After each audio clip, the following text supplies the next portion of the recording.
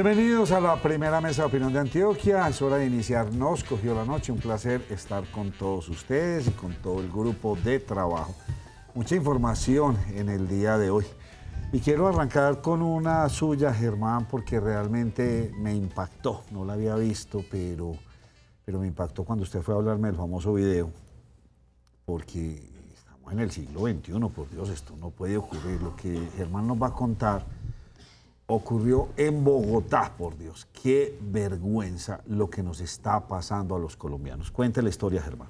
Nacho, ocurrió en un centro para menores o cárcel para menores que llaman, conocen algunos, que se llama El Redentor, en la ciudad de Bogotá. Y el video que comenzó a circular por redes sociales muestra agresiones por parte de la policía, ahí la estamos viendo, a estos menores que están todos tirados en el piso. Oiga. Ahí se ve que ya han recibido muchos golpes y le pegan, esos son tubos de PVC, les pegan muy fuerte, puntapiés, con lo que encuentran, y aparte de eso los agreden verbalmente, les lanzan improperios, ofensas todo el tiempo. Mire, esto tiene alarmadas las autoridades. La policía ya habló de iniciar una investigación para determinar quiénes fueron estos agentes que se encargaron de cometer este tipo de abuso, de maltrato físico contra estos menores. Son menores, no sé cómo será el término, menores infractores, personas que no se puede hablar de capturas de Uber porque son aprehendidos.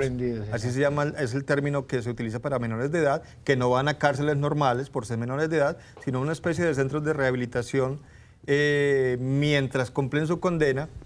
Y pues no se sabe realmente cuál es la causa, qué fue lo que hicieron, qué fue lo que pasó. Esta es la fachada del Centro del Redentor, donde permanecen estos muchachos. Y esta imagen, mire, esa imagen que vemos ahí es de una fuga, pasa constantemente. Mínimo fue eso, un intento Exactamente. de fuga. Yo les contaba hace un tiempo que en Cali hay un centro que se llama Valle del Lelí, que tiene las mismas características que este, y como tienen que tener una altura determinada para menores de edad, se fugan fácilmente.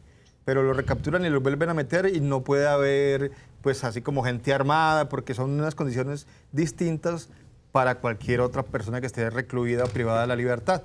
Pero ya llegar, Nacho, a estos extremos de causarles estas lesiones, de ofenderlos, de agredirlos, por más que hayan hecho cualquier cosa, pues no sabemos. Tiene que haber una investigación y pues digamos que exhaustiva para determinar responsabilidades, y habrá sanciones, nos imaginamos. La gente a veces comienza a opinar y dice, no, es que querían que un hotel 5 estrellas. Una cosa es ingresar a la cárcel por cualquier cosa, por un delito o un centro de estos, y otra cosa es el maltrato y los abusos y digamos que los abusos de autoridad. Esas cosas no están permitidas por más que una persona, repito, esté privada de la libertad. Los derechos de las personas no se pierden por ingresar a una cárcel. Sí. No hay peor ciego que el que no quiere ver, ni peor sordo que el que no quiere escuchar. Esto lo saben desde hace mucho tiempo varios gobiernos. Nuestro sistema carcelario está fracasado, no sirve absolutamente para nada. Ahí tienen el ejemplo y está bien que una persona que comete una infracción pues pague sí, nada. Pero tampoco llevarlo a ese punto. Ya sabemos qué es lo que pasa y nadie habla del tema. Nacho, eso siempre es como lo comentan. La evidencia de que al interior de estos centros tampoco hay ningún tipo de garantías para los menores. Si estuvieran allá con buena alimentación, con buena educación, recibiendo recreación y capacitación. Ellos no se vuelan, porque si están en un ambiente que sea agradable para ellos, pues precisamente se da el proceso de transformarlos, de resocializarlos, y pues no se presentarían este tipo de casos, que no son golpes, como lo dice Germán. Para mí no son golpes, para mí esos son actos de tortura. Porque pegarles con tubos de PVC y mire cómo tenían la espalda la tenían muy marcada varios de ellos. Y de hecho, porque es que dejarlos ahí en su ropa interior nada más para tener acceso como de agredirlos más fácil. Eso es lo que se ha cuestionado, Nacho, que usted lo ha dicho varias veces, es lo de la resocialización. Sí. ¿Por qué vuelven estos muchachos con más ínfulas a hacer cosas? Porque reciben este tipo de tratos. Y lo que pasa en el cárcel de Pedregal, por ejemplo, la comida en mal estado.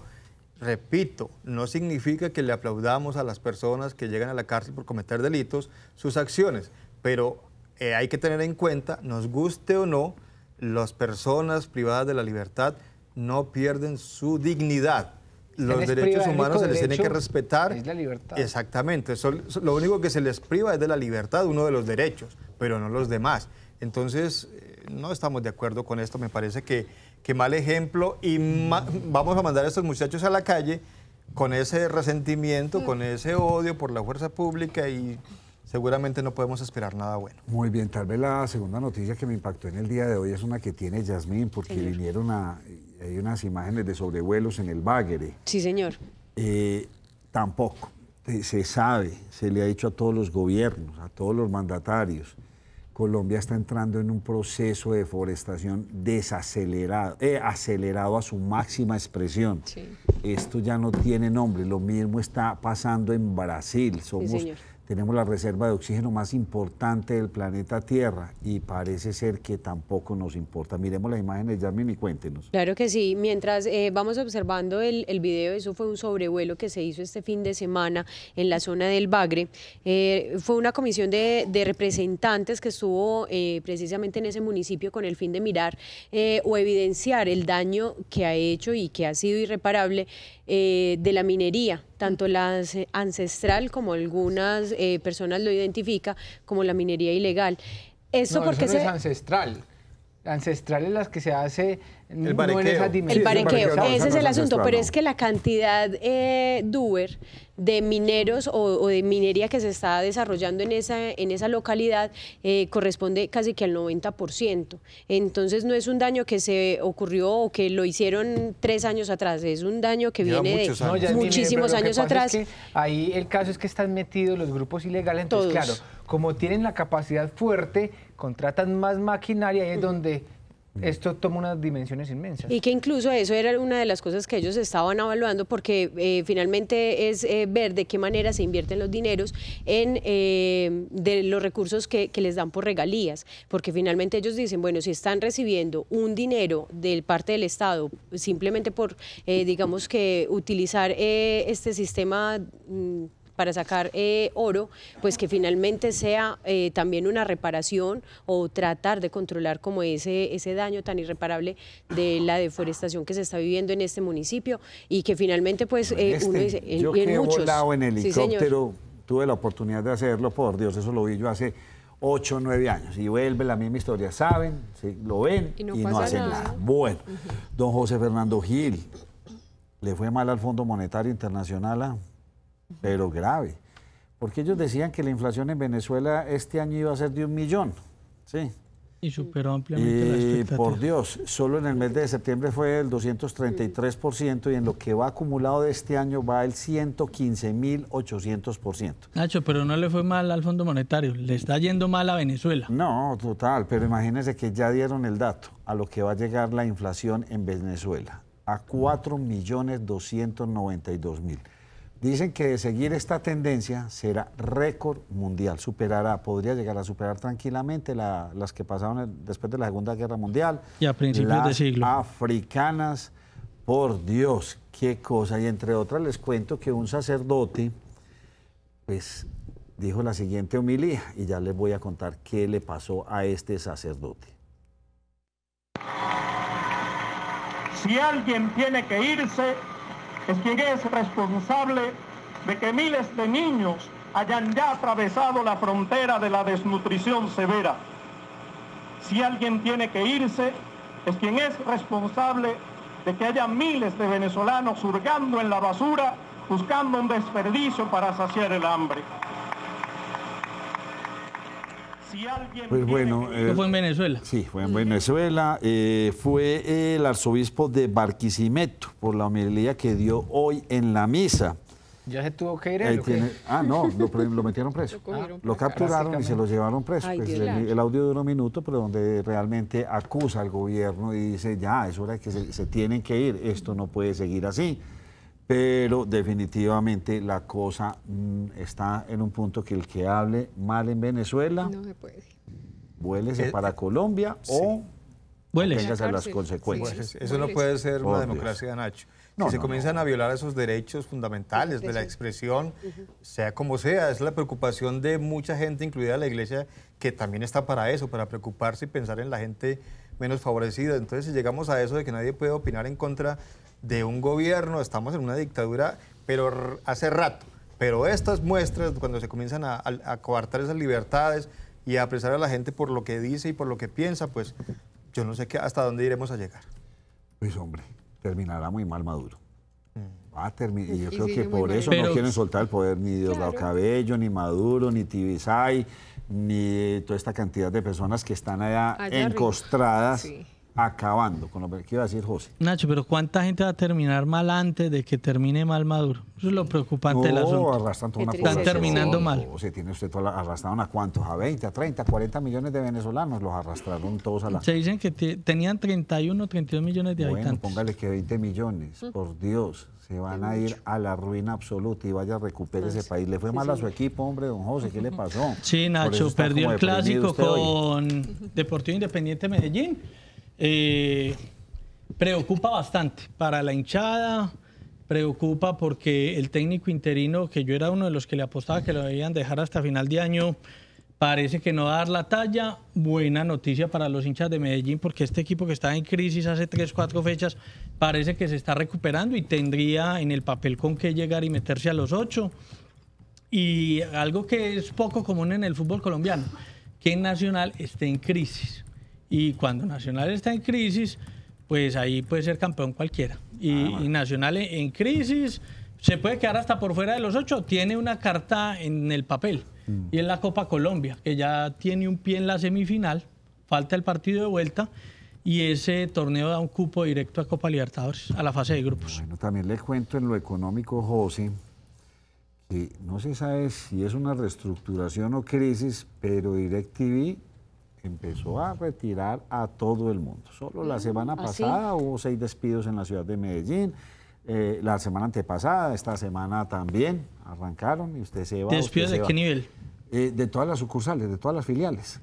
De las filiales. Parece ser que la operación, sí, administrativo, gerentes regionales, vendedores regionales, quién sabe qué estará pasando por allá. Parece ser que toda la operación se la van a llevar para Argentina. Desde Argentina van a manejar el negocio. Nacho, este mundo globalizado nos va a matar.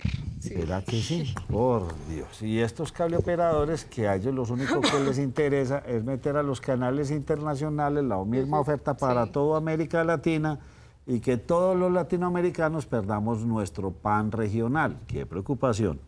Y los gobiernos como que no nos defienden, aunque ¿sabe quién los defiende mucho? Los argentinos. Los argentinos, el gobierno argentino sí defiende mucho la televisión, tanto pública como privada. Y protege mucho los contenidos buenos. Y hecho, Nacho, muchos de los canales internacionales para Latinoamérica operan desde Argentina. Por algo será. Pues mire los canales deportivos, ¿sí o no? Ya tienen esa fortaleza, pero el resto, por Dios. Hombre, ya las personas que lo atracan a uno, pues ya se sientan hasta negociar. ¿O no es así? Sí, así es. Nacho, mire. Ya, si no tiene tanto, entonces págueme tanto, tranquilo. Mire, Nacho, a la cárcel fue enviado un hombre de 30 años, identificado como Víctor Steven Trejos Vélez. Esta persona, pues, es señalada por las autoridades de estar extorsionando a un comerciante acá en la ciudad de Medellín. Pues el hombre llamó a la víctima y le comenzó a exigir 200 millones de pesos. Entonces la víctima le dijo, no, pues venga hermano, ¿cómo así? Yo no tengo toda esa cantidad de dinero, ¿usted por qué me pide eso? El caso fue que el señor le empezó a recatear y a recatear y a recatear hasta que esta persona que aparece en pantalla, pues muy bondadoso y generoso, le dijo, bueno, pues le voy a dejar eso en 15 millones de pesos. Negociemos, le dejo la extorsión en 15 millones de pesos y al momento que pues el hombre, la víctima, iba a pagar el dinero, pues las autoridades allí, el Gaula, procedieron y capturaron a este hombre que ustedes ven en pantalla de 30 años, eso el pasado 6 de octubre, cuando trataba de recibir esos 15 millones de pesos producto de la extorsión. Nuestro canal no se puede ver por TDT a las personas que nos preguntan, porque el TDT solamente es para los canales públicos y para aquellos que hayan pagado esas millonadas de licencia que el gobierno todavía piensa que hay muy buen negocio. Miren lo que les contamos el viernes con RCN, pero bueno, no, trataremos de seguir estando en todos aquellos cableoperadores como Claro, como UNE y como todas aquellas poblaciones, sobre todo en Antioquia, que nos apoyan y tienen nuestra señal al aire. Ahí seguiremos con todo esto. Sáqueme otra que me llamó la atención. Entonces, ¿qué pasó con un vuelo que dejó a Cuénteme esa historia. Pues vea, Nacho, resulta que en Corozal hicieron un vuelo de ensayo en Sucre.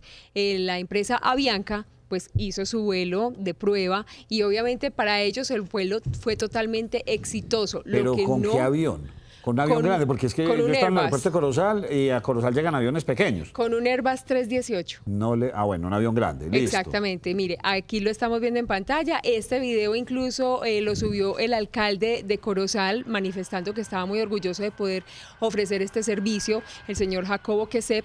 Y la verdad es que en cuanto al vuelo todo fue muy bien. A los que no les fue muy bien es porque resulta que en la zona, pues las vibraciones del vuelo desgastaron la infraestructura eléctrica y ocasionaron la falla y dejaron sin luz y también hubo problemas con el agua en algunos sectores. Entonces, ¿será que el aeropuerto de Corozal es el que atiende a Sincelejo? Sí, señor.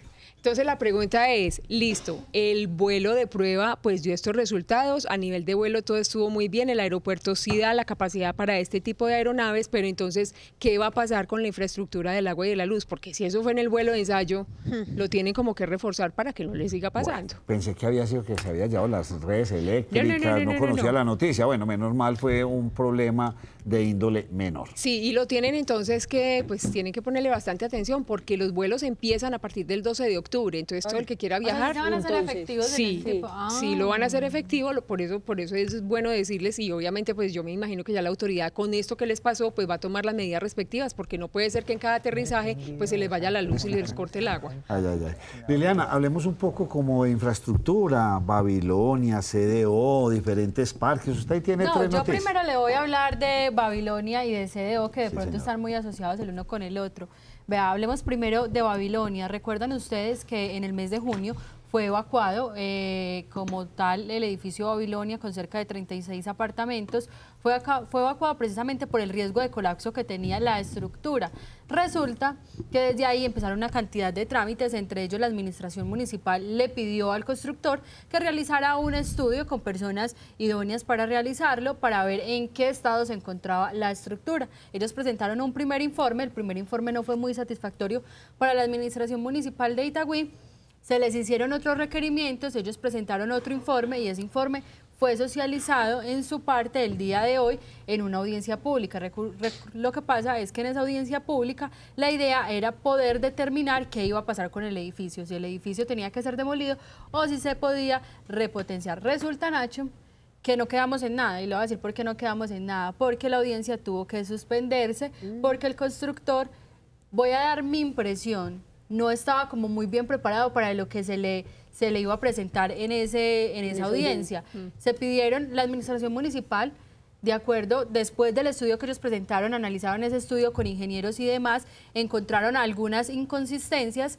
Esas inconsistencias fueron mostradas, entre ellas el tema de que los suelos no son aptos para construir, porque al parecer hay un tema de filtraciones de aguas y demás, lo que está ocasionando que el edificio presente las afectaciones que tiene. Resulta que esas 36 familias que asistieron hoy se mostraron muy disgustadas, uno, porque ellos siguen pagando administración, dos, por la deuda que tienen y no les han solucionado nada, y tres, porque no saben al final qué va a pasar con el edificio. Ellos prefieren que el edificio sea demolido y que les entreguen su plata, y ya lo hemos escuchado en repetidas ocasiones acá en la mesa y con otros ejemplos que dicen, no, eso después de que realicemos esos trabajos de repotenciar los edificios, quedan mejor y más valorizados que cuando se los entregaron. Pues eso dicen quienes realizan. ¿Viviría? No, Nacho, ya no. No. Y además porque es que no es cualquier grietica, o sea, no son daños pues menores. Nacho, y sabe que ahí parece que hicieron unas pruebas, las pruebas al parecer no dieron buenos resultados.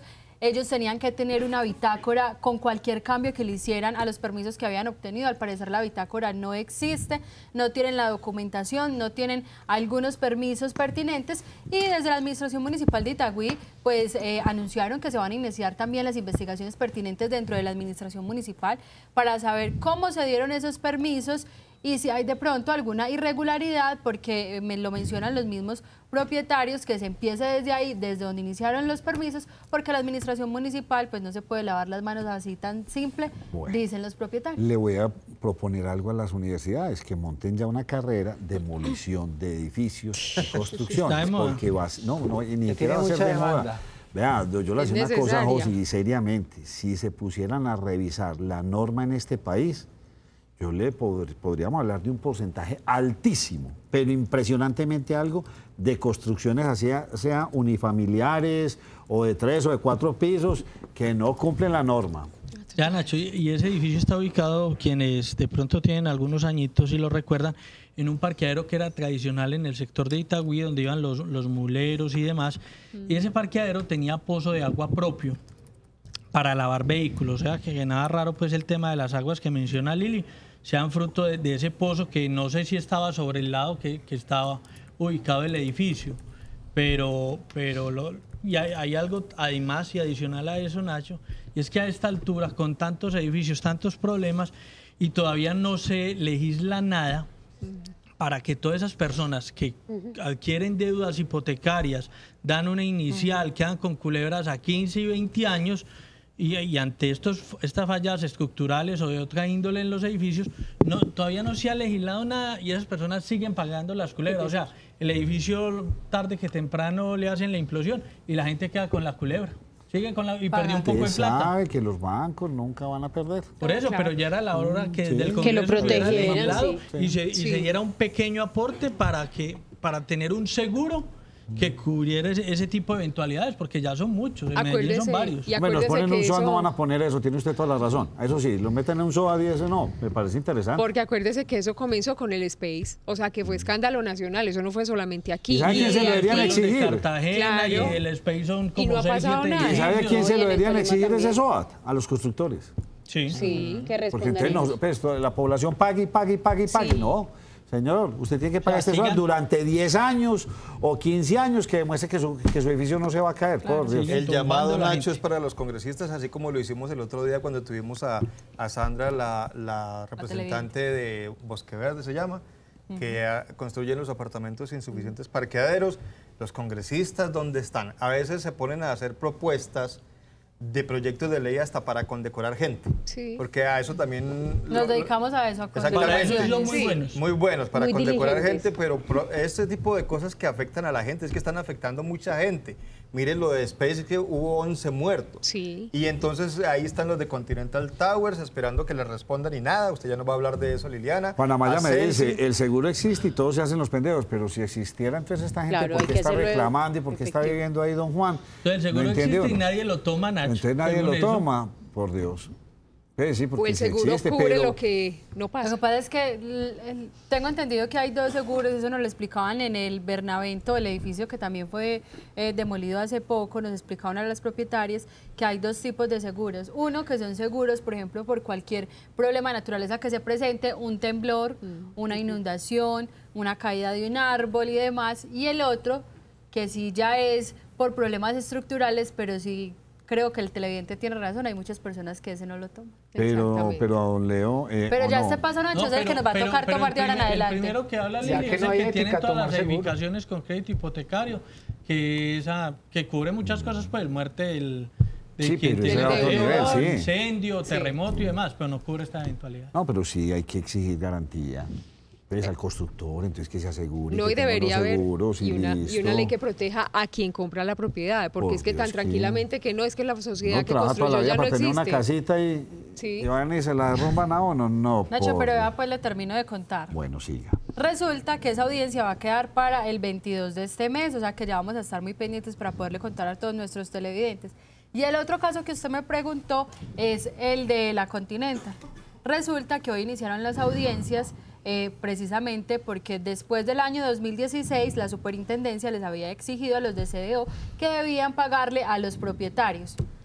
Como eso no pasó, no se les dio nada, no se les dio ese recurso que ellos dicen que debieron haberles dado por todas las afectaciones que sufrieron los propietarios de la Continental, pues hoy iniciaron las audiencias. Van a ser durante estos 3 días audiencias. La próxima semana nuevamente se van a audiencias ya con los afectados y ellos lo que hicieron fue poner una demanda en pocas palabras, colectiva. Esa demanda colectiva lo que pretende es, nos explicaba uno de los voceros, que son más o menos 70 propietarios quienes están ahí incluidos, porque si lo hacían individual, ellos dicen, mientras que vamos uno por uno, se demora mucho, esperamos que ya este grupo de todos los propietarios que estamos incluidos en esa demanda, pues se agilice un poco, y ellos también, en esa demanda está incluida la administración municipal. La administración municipal, ¿por qué? Por lo mismo, porque ellos mencionan el tema de los controles, que si la administración municipal entregó unos permisos y no realizó los controles pertinentes, pues también tiene algún grado de culpabilidad en lo que está pasando, es decir, que ahí estamos. ¿Sabe qué, José? Me puso usted a pensar, y es que en el fondo tal vez lo que queda aquí es un centralismo tan centralista, valga la redundancia, que al gobierno nacional no le está dando para controlar todo el país. Por eso es esa historia de, no sé si Colombia por regiones, ¿cómo se llama la otra? Bueno, federal. Pero sí de pronto hay como lo discutíamos la vez pasada, hermana, hay unos departamentos que de pronto no están en la capacidad y por los graves índices de corrupción. Enseguida Germán tiene varias noticias de corrupción, desde San Andrés hasta la Amazonas, pero, o sea, vamos a tener que dejar que las regiones se empoderen en controles, porque o si no... Nacho, pero son problemas que no son regionales, son problemas nacionales y no le podemos descargar toda la obligación al Ejecutivo. Sí, pero toda la legislación y todo lo que usted... ¿Dónde están los senadores? Claro, están mirando otros cuentos, no les da para mirar todo esto. Es decir, yo me miraba esas imágenes que mostraba Yasmina ahorita de todo esto, pues por Dios, eso es casi que para llegar allá, llegar la policía y no hacer lo que hacemos. Llegan y van y queman las máquinas, no, las máquinas coja, las remata alguien que sí las quiera trabajar decentemente. Pero eso es propia tierra de una vez. Usted hizo esta ilegalidad, tierra expropiada. Pero es que y la gobernación se queda con ella, o la alcaldía. Es como llegar a otro nivel. Entonces, pues, de pronto, desde las gobernaciones o alcaldías, tenemos para esperar a que llegue el gobierno nacional. Nacho, con respecto a lo que usted dice, las máquinas, justamente el martes anterior que estuvimos hablando con el gobernador, yo le trasladé esa inquietud suya que en algún momento planteó en la mesa de que esa máquina incautada se le diera a los alcaldes para que trabajaran justamente en sus municipios. Y van y las queman. No, exacto, no, por eso. Pero ¿sabe qué dijo el gobernador, Nacho? Es que se destruyen porque es que el gobernador de cada municipio se las lleva, las tiene en su despacho y recibe en cualquier momento una visitica. Venga, señor, yo soy el dueño del clan, yo soy el comandante del clan del Golfo, esas máquinas que usted tenía y son mías. O me las devuelve o cómo miramos cómo las vamos a negociar. Eso está pasando acá. Entonces, métanse las obras públicas del departamento, pero no votemos. Es como, dígame, ¿qué ha pasado con el helicóptero ese que se encontraron en estos días para dar en el Urabá? Bueno, ¿dónde fue? El del clan del Golfo, ¿ya lo vio que tenían helicóptero y todo? Sí, Nacho. Ah, muy bien parqueadito en un cambuche. Bien lindo. ¿Qué le parece eso? No, Nacho, sí, exactamente. Entonces el helicóptero hay que destruirlo. No, por Dios, exacto. Puede ser una pequeña ambulancia, social, o sea, estamos en lo que es. Y vuelve y juega, Germán. Entonces alguien va y se toma una selfie. ¿Qué pasa en Córdoba? En San Andrés también pasó algo. En San Andrés capturaron al gobernador que estaba suspendido por un megacolegio, Nacho. Megacolegio que supuestamente iba a solucionar los problemas del archipiélago de San Andrés, 50.000 millones de pesos, y resulta que nada que termina en el colegio va en la mitad apenas y no fue la solución que había prometido el gobernador. El gobernador fue capturado, le voy a decir el nombre del gobernador, él se llama Ronald Husney Haller, y también esa medida que cobija a Auri Guerrero Bawi, que era la ex gobernadora. Le repito, el colegio costaba 50.000 millones de pesos. El Centro de Educación Media Diversificada Semeda Antonia Santos, que nunca se hizo, va a decir que por la mitad y nada. ¿Qué se hizo la plata? Esperaremos sentados a ver qué pasó con esta plata. Otro tema, el de la selfie que usted me menciona, Nacho, pues un funcionario de la alcaldía de Cartagena estuvieron celebrando la fiesta de la Virgen de las Mercedes con reinado incluido, donde está recluida la famosa Madame, y este es el funcionario que ustedes están viendo ahora en pantalla. Él hacía parte de District Seguridad, se llama la entidad de allá, y se le vino el mundo encima porque todo el mundo se dio cuenta que se tomó la bendita selfie con esta señora que está procesada por explotación sexual, proxenetismo y todo ese escándalo de la explotación sexual en Cartagena. Pues el señor posteriormente presentó la renuncia, dijo que no quería afectar a la institución, que lo hizo de buena fe, que obviamente está en contra de ese tipo de delitos por los cuales está siendo procesada la señora conocida como la Madame, y prefirió renunciar. Y lo tenía que hacer, porque es que lo que hablamos la semana pasada de esa discusión no es ético. No es ético, no está bien. O sí, Lili, usted se queda pensando. Es que si uno fue elegido popularmente, si uno tiene que ser un ciudadano de bien, siendo político, mostrar el deber ser, porque uno está funcionando en el orden público, entonces uno llega y dice, ¿cómo? Es una proxeneta, pues. Nacho, pero yo tengo ahí Nacho, mire, todavía no la... y toque la campana. Yo tengo... Y todavía no la han sentenciado. No, está condenada. Yo tengo algo para decir. Si yo el día de hoy llego y me tomo una foto con Germán, la publico en mis redes y resulta que el día de mañana Germán lo cogen por lavado de activos. Sí, pues que Germán no está en la cárcel. Pero ese es el ejemplo. No, pero Germán no está en la cárcel. Por eso, pero ya la van a relacionar. Y si el día de mañana entonces a él lo meten a la cárcel, entonces a mí me relacionan con Germán simplemente porque tengo una foto. Yo no sé hasta dónde en este caso sí aplique, pero yo no sé si realmente una foto no lo declare si uno es ético o no frente a determinadas situaciones. Otra cosa es, y aquí lo hemos hablado, por ejemplo, el tema de la prostitución no es un delito en Colombia. Otra cosa es, si yo estoy con el comandante del Clan del Golfo en una foto sabiendo que todo el mundo sabe quién es el comandante del Clan del Golfo. No, pero venga, yo no estoy de acuerdo. Yo tengo algo que decir con respecto. Los funcionarios públicos tendrían que renunciar en este momento porque tienen fotos con Pablo Escobar. No, pero por supuesto, pero el ejemplo que ponía, perdón, el ejemplo que está poniendo Liliana es un hecho posterior. Pero es que ella ya fue capturada en una redada que hicieron y hay serios indicios de que la señora reclutaba hasta menores de edad y por eso está en la cárcel. Obviamente no está condenada, pero la señora ya tiene un proceso. El señor ya lo sabe, es funcionario público, va y se toma la selfie sabiendo quién es ella, como usted lo decía, el Clan del Golfo. Pero usted me dice el ejemplo mío, yo soy inocente, no tengo ningún proceso, no estoy en la cárcel, y si mañana se descubre, usted no tiene la culpa. Pero si yo sé que Lina Moreno está procesada y voy a la cárcel y me tomo la foto con ella, yo tengo que asumir las consecuencias porque yo ya sé quién es ella, ¿y cuál es la falta si no esté condenada? Me parece es que en ese caso sí, yo lo que digo es que pedirle a todo el mundo, porque es que no es la primera vez que pasa, pedirle a todo el mundo que renuncie o que usted también esté involucrado porque tiene la foto con alguien que a eso es a lo que voy. No, o sea, no siempre, puede que en este caso sí aplique, pero en muchos casos no, porque uno que va a saber qué va a hacer usted y si el día de mañana lo captura y lo meten a la cárcel. Pero ya sabe quién es ella. Señores, es que ella sabía. Lo que está pasando en este momento en la mesa es lo que nos pasa en Colombia. Acuérdese lo que pasó. Nos enredamos con unas noticias tan tontas de un señor que va y se toma una foto con una madame. Sí. Ahí están los señores de Reficar todos tranquilos y no pasó nada. ¿Cuántos no tienen foto con los de Reficar? No, por eso, miremos. No en la cárcel. Y salen y se toman fotos con otros que han sido ¿se acuerdan lo que pasó con dos funcionarias de la alcaldía que se tomaron la foto con Popeye? Sí, también, eso sí iba a decir. También. Con Popeye. Y me voy ya para otro lado, lo que realmente a mí me preocupa. A mí que este señor se la tome con quien sea, vestido en pelota, él verá qué hace. No está haciendo nada ilegal. Pero lo ilegal sí lo estamos dejando pasar. Y entre otras me pregunto qué pasó con la estación del Poblado.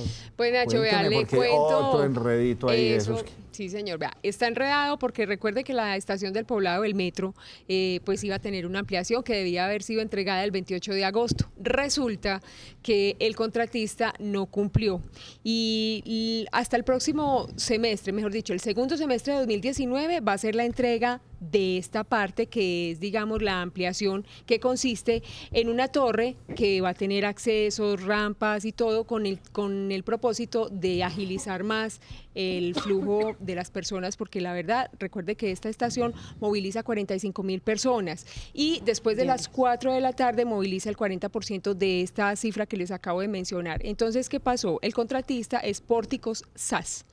Resulta que no cumplió, hubo demoras en la obra y al parecer el área jurídica del metro, la directora jurídica del metro, la señora María Clara Córdoba, pues empezó a tomar acciones porque la interventoría lo hizo muy bien, empezó a identificar pues que se estaba dando un retraso, la constructora como tal empezó a argumentar es que solamente podían trabajar en las horas de la noche en la madrugada, a lo cual la empresa le dijo, usted ya sabía las condiciones de las horas de trabajo, o sea que eso no le sirve de argumento. Manifestó que necesitaba más cantidad de dinero, que adicional se le había destinado 12.084 millones de pesos para este proyecto. La empresa le dijo no, porque es que esto se hizo con las condiciones y los precios que usted dijo, entonces adicional no se le va a entregar más dinero. Puesto que esto entonces no se pudo llegar a, digamos, como a conciliación, porque la empresa del metro manifiesta que por diferentes puntos trató de llegar como a un acuerdo para que se dieran el contrato, para que se diera cumplimiento a lo que se había pactado y no se logró, pues la empresa como tal, la directora jurídica dice que empieza las acciones legales para tener la etapa que necesita el metro, pues obviamente terminada. Entonces, viene el lío jurídico con Pórticos SAS. Y hay que esperar 2 meses más para la contratación de la nueva empresa que va a terminar la etapa, o sea, lo que le queda faltando, porque esta empresa en total alcanzó a hacer el 29.1% del total de la obra. Ruta del Sol, ese enredo tan impresionante, todo lo que se está construyendo y prácticamente casi es que es un porcentaje altísimo, señores. Todo tiene una adición presupuestal, nada se entrega en el tiempo que es, todo se demora. Falta de cárcel, Nacho, falta de cárcel. Yo no sé qué nos está haciendo falta. No, que pongan una cláusula en el contrato que diga que si incumple el contrato tal o que si no cumple con los presupuestos. Algunas excepciones, porque muchas veces entran las mismas. Pero miren, una cláusula que nos traen a todos los ciudadanos. Pero no, Nacho, vea. Mire, el túnel de Oriente, supuestamente para noviembre y diciembre, ya se fue para el año entrante. Todo en este país es así y todo vale plata. Gánese un contratico que viene la adición. Pero Nacho, vea, hay que sacarle a relucir y que esto sí lo hicieron muy bien. Mire que la interventoría aquí actuó como debía actuar. O sea, manifestó en su momento lo que debía manifestar. Al principio, cuando la empresa se ganó las licitaciones, cumplió con todos los requerimientos que había exigido el metro para que se hiciera. O sea, cumplió con todo. Desafortunadamente se ganó el contrato, empezó con las demoras, falta de personal, etcétera. Pero entonces, la interventoría sí actuó bien. Y el metro, obviamente, también actuó bien porque cuando le dijo, vea, es que necesito más plata, no, porque es que la plata se le dio está bien, en los es que para eso es una interventoría. Entonces, ¿para qué me meto en un negocio que sé que no lo voy a cumplir, que desde el principio me dicen no puede trabajar de día sino de noche? Y no, me meto. Esto yo después voy a ver cómo lo voy pagando. No, por Veo cómo Dios. recupero la platica. Bueno, me tengo que ir a una pausa muy rápidamente, pero por ahora Duer me tiene hoy como un videíto. Usted me dijo que tiene ahí una cosa. Nacho, un video polémico que ha dado mucho de qué hablar, dio mucho de qué hablar durante el fin de semana y tiene que ver con el expresidente Juan Manuel Santos, porque fue visto en un aeropuerto pues solo, sin escoltas, tomando un vehículo, un taxi, y una mujer lo estaba grabando y comenzó a insultarlo, toda clase de improperios. No le gustó el proceso de paz que el expresidente adelantó con las FARC y le dijo de todo. El caso, Nacho, fue pues que estas imágenes se conocieron a través de redes sociales, ya las vamos a ver, y allí en estas imágenes que ustedes están viendo, no ven al expresidente con ningún tipo de escolta. Comenzaron a hacer algunas comparaciones con el expresidente Álvaro Uribe, donde anda con un gran número de escoltas. Y lo que cuesta la seguridad. Obviamente esto encendió las redes, Nacho, porque tienen los detractores, quienes están en contra y a favor, tanto del obviamente está por fuera del país. Exacto, sí. Él está por fuera, pero el expresidente Uribe está acá adentro, entonces son las condiciones muy diferentes. Ah, pero eso no es aquí en Colombia. No, eso es en el exterior. Afuera. El caso fue que, Nacho, comenzaron las discusiones y comenzaron los insultos, comenzar la gente a criticar por los insultos y las agresiones que esta mujer le estaba haciendo al expresidente. Sí, realmente yo en lo personal no estoy de acuerdo con eso. Pienso que así uno no esté de acuerdo con muchas de las cosas, uno no puede mostrar pues ahí ser tan bajo pues, o sea, esté en desacuerdo, sí. ¿Y cómo puede estar en desacuerdo con un expresidente? Sí. Es falta de respeto, Nacho, sí, por eso se polarizó los que apoyan a la Sí. señora y los que apoyan al expresidente Santos. Además porque decían, bueno, el expresidente Santos cómo anda sin escolta, sin la familia, sin la esposa. Bueno, y son condiciones, Nacho, muy diferentes. Él verá Seguramente cómo cuando quiere venga a afrontar el Colombia resto de su vida, sí. deberá tener algunos escoltas. Y ya verá cómo afrontar el resto de su vida. Lo que sí se le abona, Nacho, es que el tipo guardó calma Sí, en el total, avión, no respondió nunca a las agresiones, se quedó callado. Y mire, lo que hemos visto que el expresidente Uribe también ha sido víctima de muchas agresiones, le gritan muchas cosas a donde va. Y dígame cuál expresidente no. Pero no a... Que ese es el cargo más desagradecido del mundo entero. Sí, claro. No, lo que yo digo es que eso no está bien para ninguno. No, para a mí me ninguno. parece que eso pero no se lo debe veo hacer. que no pasa mucho con alcaldes o gobernadores, pero por Dios, con los presidentes. Sí. Ay, es que manejarte un país tan Diverso. con tantas regiones y tan diverso. Yasmín, denme una Señor. información que la veo muy silenciosa hoy. Pues un poquito nada más. Vean, Nacho, en los últimos días, este fin de semana, a partir del viernes, empezó a crear un grupo en Facebook haciendo la invitación para una fiesta de disfraces del 31 de octubre, precisamente en el Parque El Virrey, en Bogotá, y utilizaron la foto del fallecido Luis Andrés Colmenares. El papá se manifestó en diferentes medios escritos solicitando por favor respeto a la memoria de su hijo, porque no, o sea, no es solamente hacer la invitación en la forma como la están haciendo alrededor de toda la celebración del Halloween, y efectivamente fue un día como ese hace 8 años en el que él perdió la vida y que todavía no se ha dado como claridad sobre el asesinato, y que finalmente no solamente esta es la foto que está rodando en ese grupo de Facebook, como se hace llamar la buena la rata, así se llama el grupo, invitando a la fiesta, sino que también han salido una cantidad de memes utilizando la memoria de Luis Andrés Colmenares. Ese cuento de que los gringos se la pillan todas, no se la creen, sino uno en las películas, y uno que es bobo que consume eso. Este pobre muchacho, pues con todas las pruebas y todo lo que han investigado y eso han hecho de todo y no se sabe nada, y eso pasa aquí y en cualquier parte. Vamos a hacer una pausa, tenemos mucha más información a continuación. En caso de querer otra vivienda, busca primero en masificados.com o en los clasificados impresos de El Colombiano. Publica tu clasificado impreso y digital en el 339-3333 o en las oficinas de El Colombiano. Encuentra casa, carro, empleo y todo lo que necesites en masificados.com.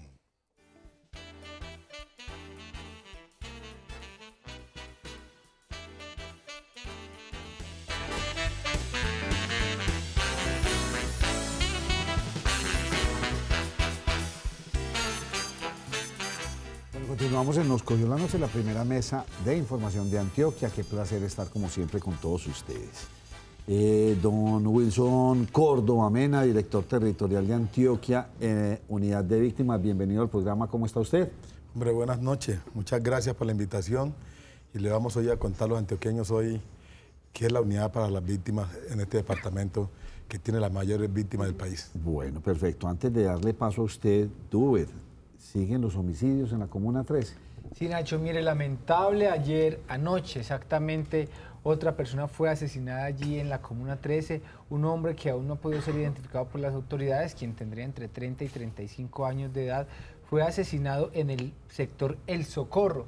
Allí esto fue, pues ustedes ven allí las imágenes, esta persona se movilizaba por vía pública, cuando le dispararon de manera inmediata perdió la vida, y pues hasta el lugar, personal del CTI, de la Fiscalía, se acercaron para realizar la inspección judicial del cuerpo de esta persona. Con este, Nacho, ya son allí en la Comuna 13 exactamente 67 las personas que han perdido la vida en este año, un incremento del 103% comparado con el mismo periodo del año anterior, donde las víctimas se habían reportado 33 muertes violentas. Ay, qué cosa. ¿Quién me quiere hablar de este video de la Universidad de Antioquia, estos muchachos? Ah, Nacho, si quiere yo le hablo. Es que sí, acuérdense que va a haber una manifestación, una movilización este miércoles. El próximo miércoles a las 3 de la tarde, y los muchachos, pero yo quiero que escuchemos el audio y ahorita hablamos de él.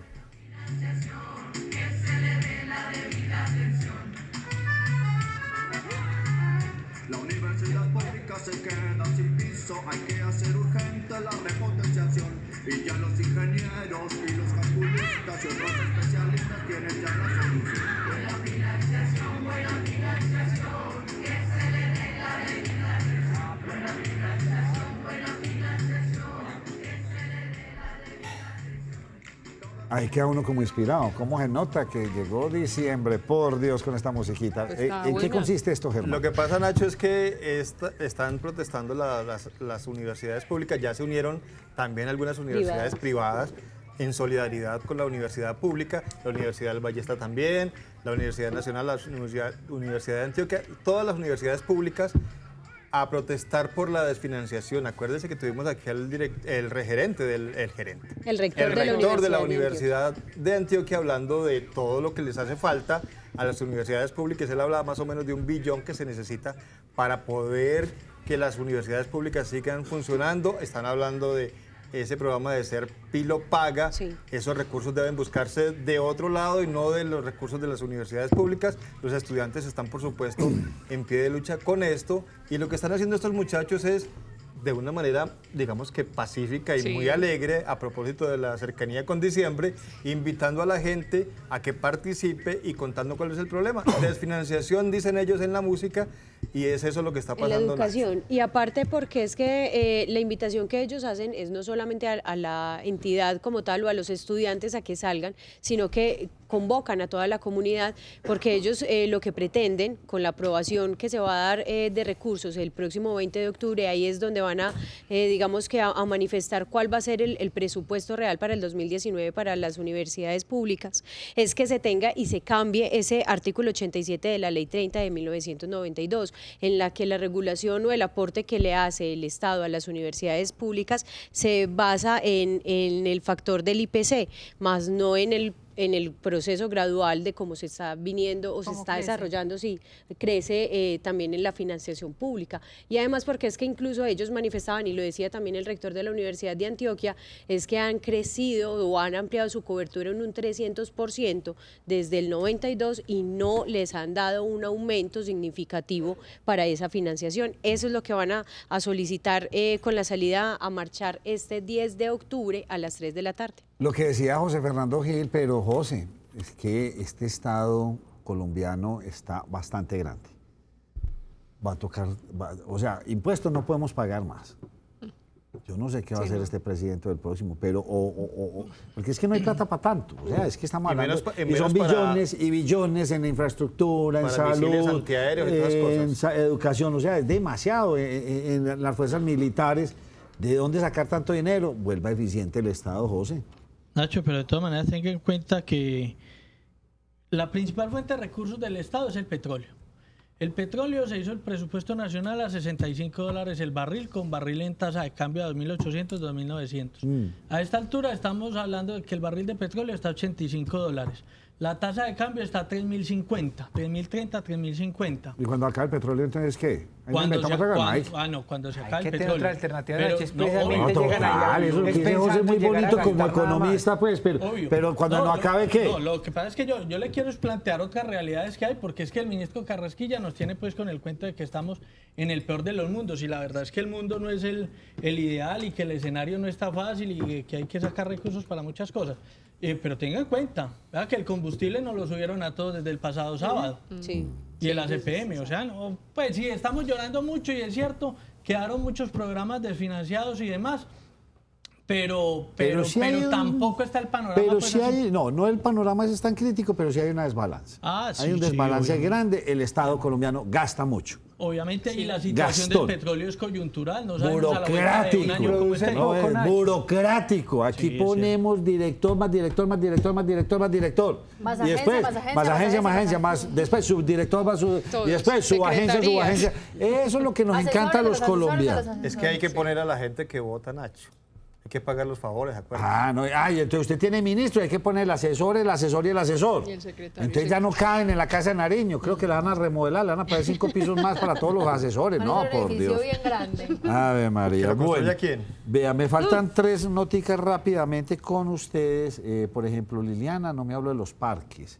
Nacho. Las lluvias, ¿qué pasó con Nacho, el incendio? Hay varias cositas. Le voy a contar de las lluvias, porque resulta que uno de los municipios más afectados por las lluvias durante este fin de semana fue el municipio de Itagüí. Resulta que en Itagüí, Nacho, pasó de todo. Ahí están viendo ustedes las imágenes, inundaciones en viviendas, locales comerciales. El día de ayer la cantidad de rayos, uno de esos rayos cayó en una empresa, generó un incendio en esta zona del sur del Valle de Aburrá. También veíamos el video de una iglesia, la iglesia de San Pío, ubicada precisamente en este municipio. Esa valla, vea, Nacho, resulta que esa valla está ubicada al lado de un edificio. Hoy nos contaba el subsecretario de Gestión del Riesgo Municipal de Itagüí que esta valla no cumplía con las especificaciones para estar ubicada allí. ¿Y entonces por qué estaba ahí? Vaya, usted pregunte por qué estaba ahí. Vaya, usted pregunte por la valla. Vaya. No, y lo más triste, José, ¿por qué cayó? Y ponga la misma que la semana antes, está otra vez ahí paradita Nacho, como nada. resulta que quien puso la valla quería volverla a instalar, pero desde la Secretaría de Gestión del Riesgo estaban tratando de hacer todo lo pertinente para que no se volviera a instalar hasta que no cumpliera con los requisitos que debe cumplir. Lo de la iglesia de San Pío es interesante, Nacho, contarlo, y es a lo que yo me refería la semana pasada cuando mencionaba que tal vez nos falta mucho, pero hemos avanzado en el tema de gestión del riesgo.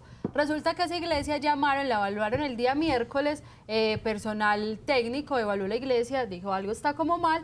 Llegaron los ingenieros el día jueves, dijeron no, es mejor desalojar. Le dijeron al padre, tenemos que desalojar la iglesia, esta iglesia en cualquier momento se puede caer.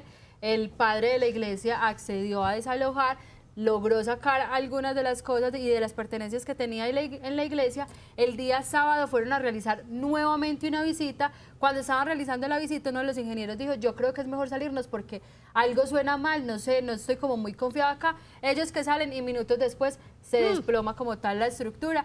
Entonces, por fortuna lograron evacuar eso desde el día miércoles porque una tragedia mayor hubiese pasado allí donde estuviera funcionando la iglesia. Y estos fueron los reportes, Nacho, más que todo en movilidad y las afectaciones que sufrió el sur del Valle de Aburrá, en el municipio de Itagüí.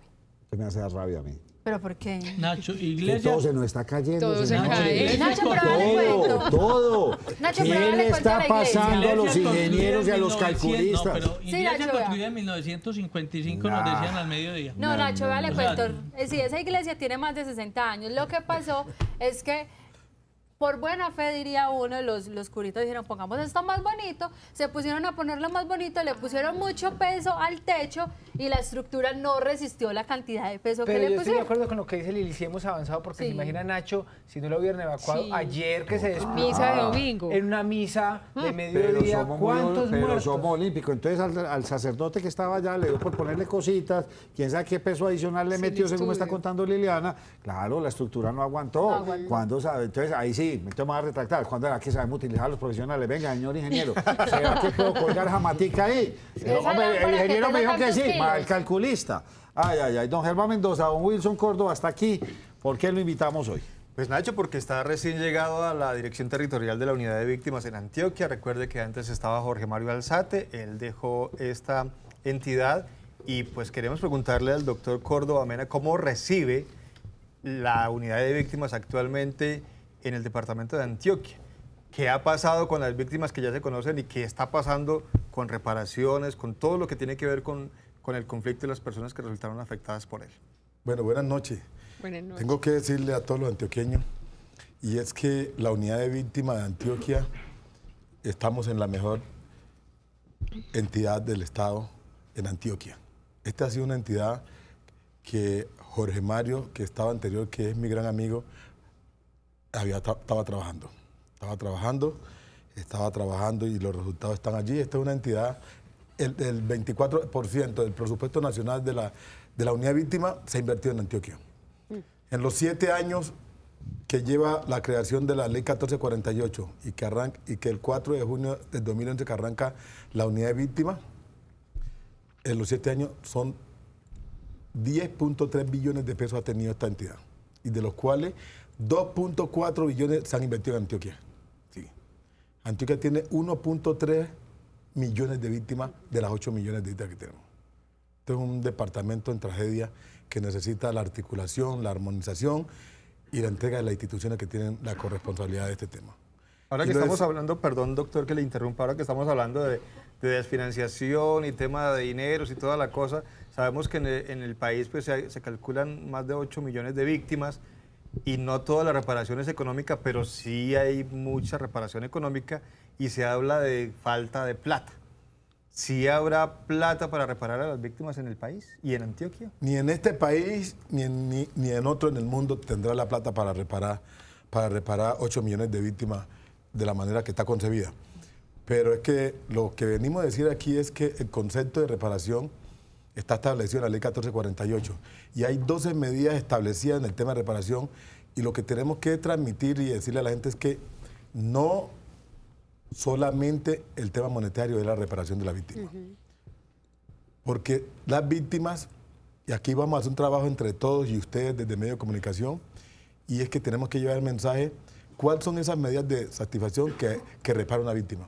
Nosotros tenemos muchas medidas de que la última medida inclusive debe ser el tema económico. El tema económico, porque ese es el tema al grueso donde la gente ha creído que ahí es donde se soluciona el tema. Esta institución únicamente atiende los temas de urgencia y emergencia. Cuando una persona sufrió un hecho victimizante, la unidad llega al hecho victimizante, porque si usted trae la pobreza extrema, la unidad no le puede no le puede solucionar la pobreza extrema. O sea, si yo vengo en mi vida común y corriente y me desplacé hoy, la unidad llega para el desplazamiento de hoy. No llega por el resto de la vida que usted ha tenido atrás, donde usted no tenía casa, donde no tenía proyecto productivo, donde no tenía educación, donde no tenía empleo. O sea, la unidad no puede, ningún país del mundo tendrá la capacidad para responder por eso. Nosotros llegamos por el hecho victimizante que sucedió allí. Si es el hecho victimizante, es un desplazamiento, atendemos el. Si es otro tipo de hecho victimizante, la atendemos ese momento. Porque la ley contempla que la urgencia la atiende el ente territorial, que es el municipio en su caso. Y nosotros atendemos la emergencia, la emergencia, que llegamos después que se surta el proceso. Entonces, cuando ya se atiende la urgencia y pasa la emergencia, se va evaluando la condición del hecho que sucedió, no del tema atrás, sino del hecho que sucedió, y es enrutar a la persona, a la familia, atender en la ruta, pero nadie se puede quedar en la ruta. Aquí tenemos que entrar a la ruta y la gente tiene que salir porque la gente tiene que seguir su vida normal, tiene que seguir mercando, tiene que seguir buscando, creyendo en sus hijos comunes y corrientes, y eso es que la unidad para las víctimas lo tiene claro y la gente lo tiene. Nosotros tenemos hoy las medidas de satisfacción, que tenemos tema psicosocial, tenemos tema de infraestructura, tenemos proyectos productivos, y esta institución está creada en la ley 1448, 54 instituciones del Estado tienen la responsabilidad de atender a las víctimas. Lo que pasa es que esto es un tema que ha estado muy acéfalo y que algunas instituciones creen que están haciendo un favor y algunas no van ni siquiera a los comités de justicia transicional porque creen que no, a mí no me pertenece. Hoy en esta administración y en este gobierno del presidente Iván Duque vamos a articular y vamos a poner a andar lo que no estaban dando. Hoy es que este es un país para todos, pero la unidad de víctimas también es para las víctimas, pero las víctimas también saben que allí tienen una corresponsabilidad para atender a las víctimas. Doña Olga me hace una pregunta aquí como bien interesante. ¿Cómo es ese protocolo para ustedes detectar si se es víctima o no? O en muchos casos, pues... Falsas víctimas. Sí, falsas porque víctimas. muchos son reclamantes. Sí. Muy importante que usted haya tocado ese tema, porque el concepto de víctima lo entrega el Ministerio Público. Es en el Ministerio Público donde las personas van y declaran su hecho victimizante. Esos hechos, la unidad tiene hasta 60 días para valorarlos de acuerdo a los hechos que usted narró. Pero le quiero decir, 50.000 personas tenemos identificados ya a nivel nacional del tema de fraude y 4.000 están en la ruta para judicializarlo. 50.000. Porque la gente... 50.000 casos fraudulentos. 50.000 casos tenemos. 50.000 tenemos ya detectados. Y de eso ya hay 4.000 que ya los tenemos listos para judicializarlo por el caso, porque son los recursos del Estado, son los impuestos de todos nosotros, de todos los colombianos. Y cuando una persona va al Ministerio Público y se inventa un hecho victimizante para obtener unos recursos del Estado, proyecto productivo, una ayuda humanitaria o cualquier componente, le está robando el país. Nacho, es que obviamente... Le está robando el país. La tragedia que vio el país fue muy grande, pero uno se pregunta, ¿será que si hay 8 millones de víctimas? Es que somos, según el DANE, vamos a ser un poco más de 40 millones de habitantes.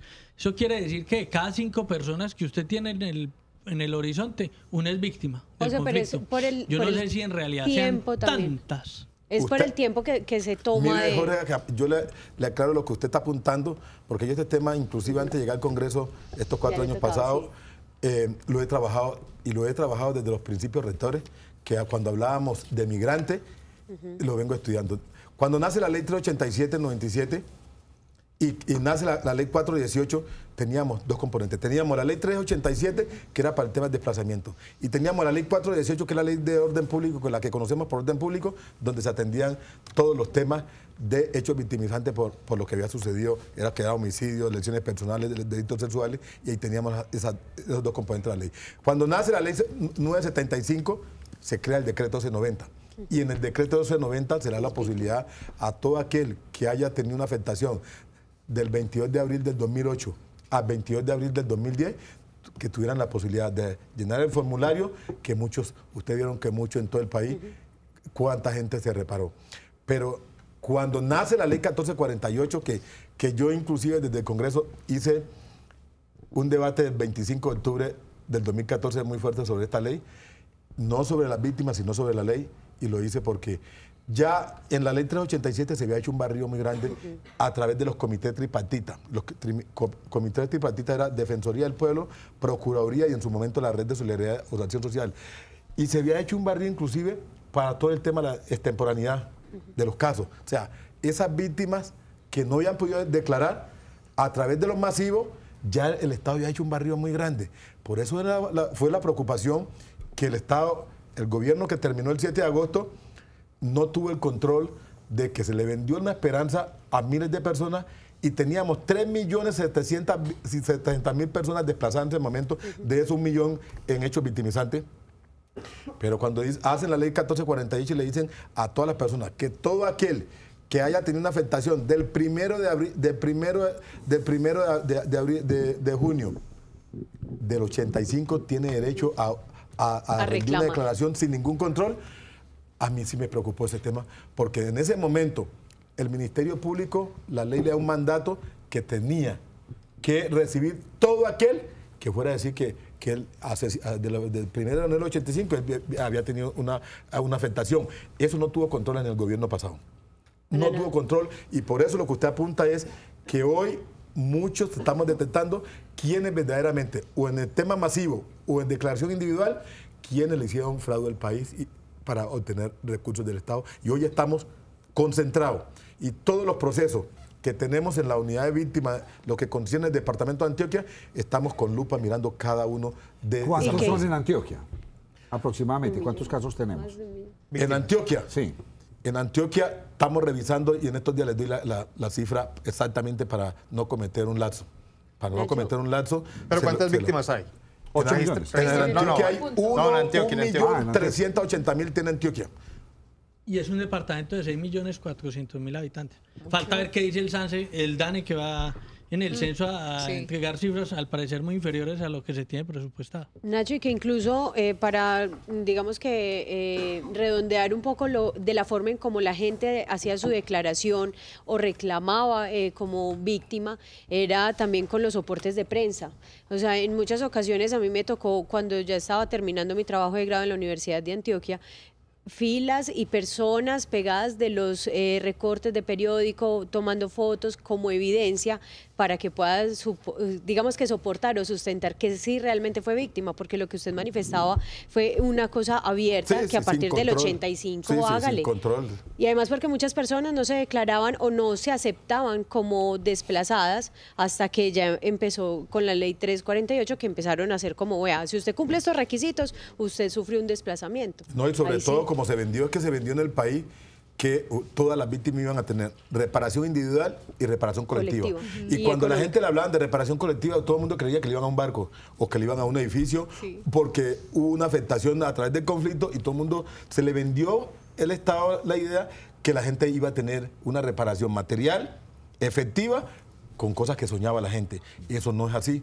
La ley, en el artículo 25 de la ley 1448, está establecido que son reparaciones colectivas. Todo el marco de la reparación colectiva está establecido que dice, en hechos reparativos de la reparación colectiva está establecido que solamente lo que sucedió en el conflicto y que haya afectado temas colectivos. Si una iglesia, una escuela. Eso, una escuela, un centro de salud, una comunidad. Eso, ahí es donde llega la unidad para las víctimas a reparar temas colectivos, pero que es un tema común de integrar para toda la comunidad. Pero no es que yo hubo una afectación, entonces si hay 100 familias, las 100 familias van a tener una reparación individual. ¿Qué tanto las víctimas de nuestro departamento, pues, hablando aquí más en la localidad, están superando ese tema de ser víctimas? Porque usted ahorita hablaba de una reparación que hacen desde lo social, desde lo económico, pero pareciera que las víctimas se quedaron con el cuento de que nos quedamos siendo víctimas toda la vida y ya nos repararon, pero igual seguimos siendo víctimas. No, mire que hay un ejemplo, el viernes tuvimos un ejemplo exitoso de 5 empresarios víctimas reparando víctimas. Un proyecto de microfranquicia muy lindo, de que estuvimos en el Jardín Botánico mirando un éxito. 5 empresarios víctimas, escogieron 30 víctimas y hoy son empresarios esas 30 víctimas. Hoy, a través del Ministerio de Agricultura, de Industria y Comercio y otras instituciones se articularon, que la unidad para las víctimas se articuló para eso, y eso es lo que vamos a impulsar en esta unidad para las víctimas. a los proyectos, a los microproyectos, a las iniciativas productivas, que la gente sean colectivas, porque individual va a ser muy difícil que nosotros le lleguemos para que materializar estos hechos que sucedieron de afectación en este país y en el departamento de Antioquia. El departamento de Antioquia el año pasado tuvo 4 desplazamientos, hoy tenemos 17. En estos momentos tenemos 17 desplazamientos en 6 municipios. Entonces, hoy aquí el brote de la violencia está creciendo y es un tema que necesitamos entre todos, cómo se aguanta. Lo digo es porque, por ejemplo, en el caso de las tierras, muchos salieron de sus tierras, de sus fincas, de sus municipios, llegaron a la ciudad y entraron en la pobreza absoluta. Se les reparó con algo de dinero, ellos, de pronto muchos tienen allí su negocio, pero no tienen la misma calidad de vida que tenían antes de entrar de pronto en ese conflicto. Ustedes de pronto tienen esta evaluación de cuántos sí se han sentido reparados de manera verdadera. Sí, la unidad ha hecho un esfuerzo grande de que usted sabe que la reparación integral, como lo dice integral, son el conjunto de medidas, de varias medidas del Estado que llega, pero que la gente tiene que tener primero la mentalidad y las ganas de salir de esa pobreza. Porque yo puedo ser víctima y puedo ser, pero cuando usted tiene las ganas, usted con muy poquitas cosas sale adelante. Yo tengo un tema evidente y es que, por lo menos en el caso de Urabá, entre Turbia y Apartado hay un negocio que llama el 3, donde una señora se le entregó un proyecto productivo de 1.300.000 pesos de un proyecto productivo y hoy nadie la compra con 300 millones de pesos. Hay una señora hoy que tiene un negocio que tiene más de 60 empleados, todos víctimas, y tiene unos carros hoy regados en todos los municipios, vendiendo comida organizada y todo, pero es una persona que tenía las ganas de salir adelante, porque usted le puede entregar ayuda humanitaria, proyectos productivos, generación de ingresos, y todo lo que usted quiera a una víctima, y si él no quiere salir de la pobreza, cada día está peor. Sí, entonces, es verdad. aquí el tema es mental y que la gente quiera salir y que tengan el chi, es que todo lo que entra por la unidad de víctimas es transitorio. Usted tiene que saber que aquí entra es transitorio, que lo van a atender por un momento hecho que salió, pero usted tiene que seguir su ruta común y corriente y a vivir su vida común y corriente. A eso le estamos apuntando. El conflicto en Colombia sería mentira decir que se acabó. El conflicto pues sigue con los helenos, sí, ha ido mutando a todas estas Bacrini, a todos estos otros delincuentes. ¿Qué va a pasar con todas estas víctimas que salgan de aquí en adelante? Buena pregunta lo que usted está diciendo. Esperemos que no se siga desbordando esto como va y que podamos tener control, porque hoy no sabemos ni a qué nos estamos enfrentando. Nosotros hoy hay disidencia, hoy hay más que antes, porque uno de antes las tenía identificado y ya sabía quién. Hoy no sabemos el brote de violencia y lo del departamento, cómo se está aumentando en este departamento este tema. Óigame, ¿en plata cuánto es? ¿Cuánta plata se está gastando el gobierno para las víctimas en Colombia al año más o menos? Bueno, la creación de la ley ya se ha invertido 10.3 billones, lo que en los 7 años se invirtió. De esos ya van 2.4 billones en Antioquia, solamente en Antioquia. Se han reparado en todo el país 14.000 familias en todo el país, de las cuales en Antioquia van 217.000, que le ha llegado efectiva la unidad por los hechos que sucedieron aquí. Que este departamento, usted sabe, Urabá tiene una oficina aparte, pero aquí hay 112 municipios que le pertenecen a esta oficina y tenemos más de 50 municipios del departamento de Antioquia con brotes de violencia. ¿Ese fondo para reparar las víctimas no se alimenta de recursos como, por ejemplo, caletas y cosas de esas? Ese dinero no tiene eso. Eso es de presupuesto nacional. Por eso hay que cuidar los recursos, porque es la plata de todos los colombianos. Y por eso hoy las víctimas también tienen que tenerlo claro, que aquí está la unidad para las víctimas, para apoyarlos, para articular los temas, pero saben que aquí los vamos a acompañar en la ruta, pero aquí todos tenemos que salir a la ruta, inclusive porque aquí en esas 217.000 familias, hogares que hemos atendido, todavía nos queda un hogar muy importante sin atender. Y es que esos 2.4 billones que se han entregado en Antioquia no los podemos seguir atendiendo únicamente en 217.000 familias, porque aquí tenemos 1.380.000 y hay personas que inclusive todavía no hemos podido llegarle para que tenga siquiera el mínimo vital y el goce efectivo de sus derechos en algún tema. Entonces, porque llegan las mismas familias, están cada 3 meses en la institución por la ayuda humanitaria, por proyectos productivos, y no le dan campo a las otras víctimas que están más retiradas a que el Estado le llegue. Y es allí donde tenemos que orientarle y decirles con las mesas departamentales y municipales de víctimas, aquí vamos a hacer un trabajo importante porque ellos nos tienen que ayudar. Ellos nos tienen que ayudar con los líderes, en los barrios, en las comunas, en la vereda y corregimiento en los mismos municipios, a enrutar esto para que esto sea exitoso. Y usted lo veo como enfilado, como en una dirección. Usted llega a este cargo y lo veo como que usted lo que quiere es como retomar la información, organizarla y saber realmente cómo está toda la situación. Sí, aquí lo que estamos haciendo es organizar porque ya las medidas de reparación están establecidas. Sí. En esas 12 medidas de reparación que establece la ley es llevarlo al territorio, llevarlo a las mesas de justicia, de los comités de justicia transicional, y es que los alcaldes, los personeros, todos los líderes, todo el mundo conozca cuál es la ruta. Que conozca el marco de la ley es cuál, porque la gente no podemos tener en los 32 puntos de atención que tenemos en el departamento de Antioquia para que atiendan a las víctimas, que la gente únicamente nos haga fila para ayuda humanitaria. Que no hay, ese es lo que queremos, y es que la gente sepa que hay otras medidas de satisfacción, que el SENA capacita, que está el tema psicosocial con el Ministerio de Salud, y hay otras medidas, infraestructura, y que la alcaldía, la gobernación, tiene proyectos de articulación que hacen parte del tejido social y ellos hacen parte de allí. Todo eso son medidas de reparación, y que la gente también tiene que entender la jornada que hacemos para la libreta militar, que hoy es gratuita. Todo eso son medidas de reparación para las víctimas. Entonces, lo que tienen que tener claro es que no solamente a la unidad de víctimas se va, porque yo necesito que me den cada 3 meses una ayuda humanitaria económica. Pues bien interesante, doctor Wilson, toda su propuesta. Esperamos poderlo invitar más adelante aquí al programa cuando usted ya conozca o esté más involucrado en todos esos números y en todas esas estadísticas, porque es que estamos hablando de Mucho. más de un millón, y tener toda esa información no es tan fácil. Me imagino que está bien documentada, ustedes saben, pues está todo organizado, pero habrá que explorar más en cada víctima o supuesta víctima. Nacho, y además porque es que teniendo en cuenta que después del acuerdo que se firmó en La Habana, también las personas, los disidentes, no los disidentes, las personas que integraban las filas de las FARC también vienen a ser víctimas en algunos casos. En algunos casos sí. Eso ya está en la oficina del alto comisionado, que está ya evaluando los casos que pueda atender a la unidad de víctimas.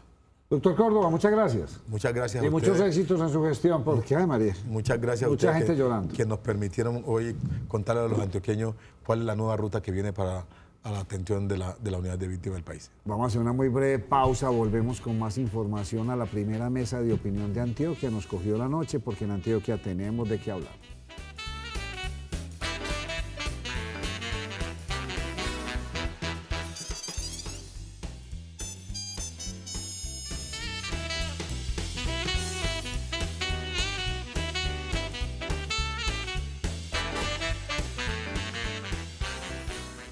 Liliana, ¿usted por qué no nos habla de los diferentes parques? Le hablo de los diferentes parques. Me está hablando usted de 100 parques para vos, me imagino. Nacho, vea, esto es una propuesta. Usted dice que tiene ganas de ponerme a hablar, entonces yo así como prevenida.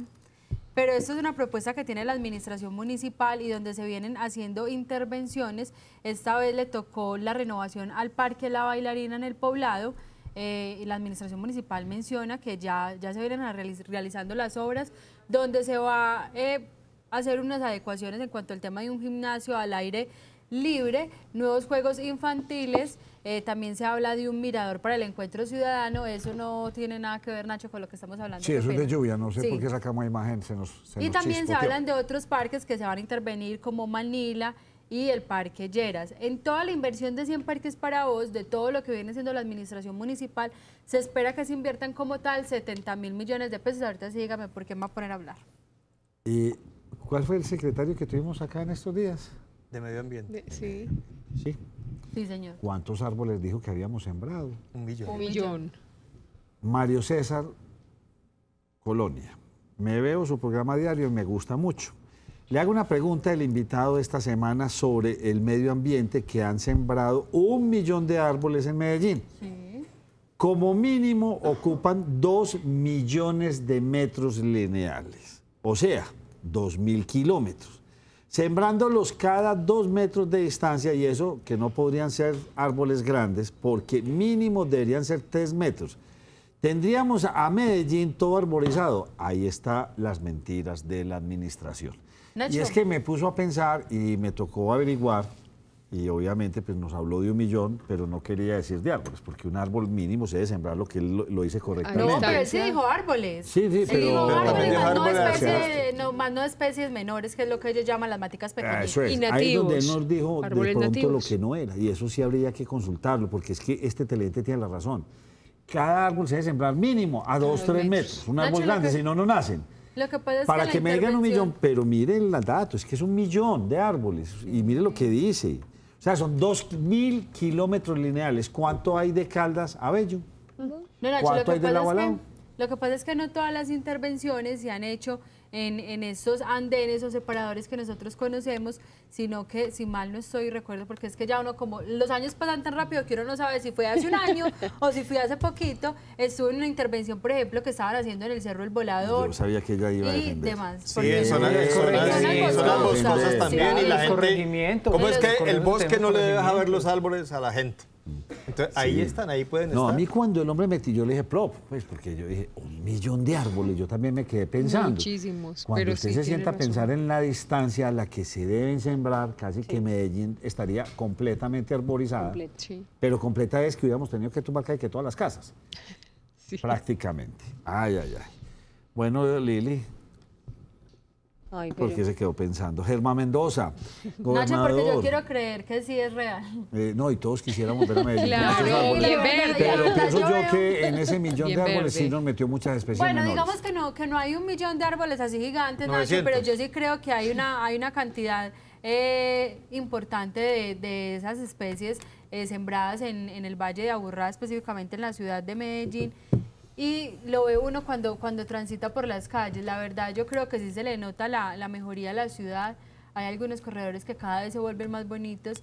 Uno muchas veces pasa por el corredor, por ejemplo, de Guayabal, y antes, si ustedes recuerdan, Guayabal hace 4 o 5 meses no era el Guayabal que vemos ahorita. Sí, es cierto. Si nos vamos a la Oriental, usted, o sea, pasar por la Oriental realmente se siente otro ambiente, se le ve otra cara. Entonces yo quiero creer que sí hemos hecho la tarea. J. Pierre Du, un saludo desde Toronto y toda la gente que nos está viendo. Muchas gracias. Se nos cayó ahorita el Facebook, vuelve, cae, vuelve y sube. No sabemos quién no nos quiere por ese lado. Venga, Germán, vámonos para Córdoba, departamento que quiero mucho. Y un departamento con un potencial gigante, porque Montería la tiene toda para ser una gran ciudad, pero allá, pues, mejor dicho, no han podido pegar. Como en Cartagena, Nacho. Yo creo No, que está pasando Cartagena lo sí es la mismo. vergüenza pública de este Pues país. mire, lo que pasó ahora es que se le formularon pliegos de cargos al gobernador de Córdoba, que se llama Edwin Besaile, acuérdese, familiar de Musa Besaile, muy conocido también por temas de Odebrecht y otras cosas. Este es Edwin Besaile y él está involucrado en el tema de aquel cartel de la hemofilia, porque lo están acusando de haber aprobado, autorizado, a pesar de las advertencias de la Procuraduría, del pago de 1.500 millones a una IPS que se llama, le voy a decir el nombre, San José de la Sabana SAS, para supuestos pacientes con hemofilia. La Procuraduría había hecho la advertencia diciendo, ojo, que hay unas irregularidades, esos pacientes parece que no existen, y sin embargo, el gobernador autorizó el pago de 1.500 millones a favor de esta IPS, y por eso se le formula pliego de cargos. ¿Qué significa esto? Que ahorita vendría una sanción disciplinaria. Acuérdense que la Procuraduría sanciona es destituyendo e inhabilitando para ejercer cargos públicos. Esperemos a ver cuando continúe el proceso, formulación de cargos y cómo va el proceso. Podría ser que termine con una sanción disciplinaria que podría Que ser los echen de la destitución. finquita. ¿Ah? Que los echen de la finquita, porque es que ellos para el departamento es como una finquita. Y pasa sí. de familia. De Aduber, definitivamente a mí uno de los municipios que más, no sé, susto me genera Remedios. Hay una noticia de Remedios, ¿sí o no? ¿Por qué, Nacho? ¿Qué le genera susto? Porque fue la única vez en mi vida, alguna vez estuve allá haciendo una grabación y es en el único lugar de Antioquia en el que me tocó ver a 2 campesinos antioqueños peleando a machete. Uy. Y me tocó verlo en vivo y en directo así desde el segundo piso a Ethan y me tocó ver cómo realmente le cortó el brazo. Bueno, eso fue una cosa sanguinaria. Yo jamás había visto eso y es de las que se ponen aquí el poncho. Y le dan hacia el machete. Fue impresionante y siempre que recuerdo Remedios tengo ese nefasto recuerdo de ver esa cantidad de sangre. Inclusive en esa época los pueblos tenían alarmas y empezaban a sonar por todo el pueblo, ¡uy, uy, uy! Como si estuviéramos en la Segunda Guerra Mundial. Claro, en caso de haber una toma guerrillera, las alarmas empezaban a sonar y en esa pelea pues alguien las activó y la policía llegó. Cuando llegó pues ya había demasiada sangre en el piso. ¿Qué pasó en Remedios? Pues Nacho, mire, las autoridades continúan investigando un hecho que se presentó este fin de semana y es que 14 niños que se movilizaban en un vehículo particular que iban a jugar un partido de fútbol en compañía de 4 adultos, pues fueron víctimas de un ataque, de un atentado por parte de personas desconocidas. Los niños iban allí en una camioneta, en la parte de atrás. Campero en estacas. Exacto, allí. Y pues comenzaron a disparar con tan mala fortuna que una de las personas que iba allí falleció. Los niños afortunadamente salieron ilesos. Desafortunadamente una mamá que acompañaba a este grupo de niños que iban precisamente a adelantar un partido de fútbol falleció y otra mujer quedó herida. Según nos indicaban hoy las autoridades, pues no han podido establecer si los responsables de este atentado son miembros del ELN o del Clan del Golfo, porque ambos operan allí, pero al parecer el atentado iba dirigido era al conductor de este vehículo, quien resultó ileso. Entonces, Nacho, pues allí las autoridades no han podido determinar quiénes fueron e investigan si de pronto alguno de las personas que iba allí también tenía que ver algo con el tema de tráfico de estupefacientes y venta de microtráfico. El hecho, Nacho, pues muy grave que estas personas ni se percaten que allí iban 14 niños y comiencen a disparar hacia diestra y siniestra contra la persona que iba allí. Aquí en este país todo se está arreglando a punta de plomo. Eso es Están impresionados en el municipio del Peñol, la cantidad de muertos y es uno detrás del otro. Y de inseguridad. El señor ya de edad que cuidaba el vivero municipal también fue asesinado este fin de semana y así la cosa vamos por mal camino. Yasmín, hábleme un poco de ese corredor AAA que no entendí en qué consiste esa información. Nacho, es una apuesta muy bonita, nació acá en Colombia y el corredor AAA alberga a 400 naciones indígenas y es precisamente una conexión que hacen los Andes, el Amazonas y el Atlántico con estas 400 entidades indígenas para poder salvaguardar las selvas que nosotros tenemos en peligro. Son en total 200 hectáreas de selvas que ellos van a tratar de proteger y de restaurar. Y es una alianza que hacen 9 países, ya se les voy a decir: Ojalá. Bolivia, Brasil, Colombia, Ecuador, la Guyana, Suriname, Perú, Guyana Francesa y Venezuela. Todas estas entidades, las 400 entidades indígenas, van a estar salvaguardando, protegiendo y reforestando todas estas, los 200 kilómetros, las 200 hectáreas que están en peligro. Y además muestran que hay una amenaza latente, que son los megaproyectos, especialmente las 135 hidroeléctricas que tienen, digamos que con los permisos y que se están llevando a cabo ya la ejecución de esta energía. Y esos son los que ellos dicen y manifiestan que es lo que más afectado tienen a los pueblos indígenas. Y una de las cosas a resaltar de esta situación o de este corredor AAA es que ellos manifiestan que no lo hacen únicamente porque están en riesgo las comunidades indígenas que allí habitan, sino que también ellos lo hacen es para proteger el ecosistema que tanto estamos dañando nosotros los seres humanos. Me quedó la duda de las hectáreas porque me pareció muy poquiticas, deben ser muchas más. Pero son de selva, sí, pero 200 hectáreas no es nada, ¿no? ¿Sabe que se lo va a mostrar mañana? Hectáreas no es nada, ni siquiera el Valle de la Borrá. O sea, para esa cantidad, ni siquiera es el Valle de la Borrá. Ahorita les tengo el dato. No, muy es una chiquito. finca pequeña, Nacho. Bueno, José Fernando, sí, ¿cuál es la suya hasta aquí? Y ya para despedirme con Nina Moreno. Vea, Nacho, antes de terminar, doña Lilian Horta, que me la encontré en un banco, Bueno. le mandó muchos saludos a usted y a las niñas de la mesa. Doña Lilian, gracias. Lilian Horta. Los niños no. A los niños no. No, usted desde por allá donde estuvo lo más de bueno. Saludos a José, eso para podernos mandar la red, no mentira. No, muchas Porque no gracias. encontró ninguna de las niñas. Qué Sí. bueno, ya no. Y Nacho, la ANDI y FENALCO entregaron las cifras de matrículas de motos en el pasado mes de septiembre, crecieron un 8%. Vamos camino, dicen en estos sectores, a 550.000 motos matriculadas en el año.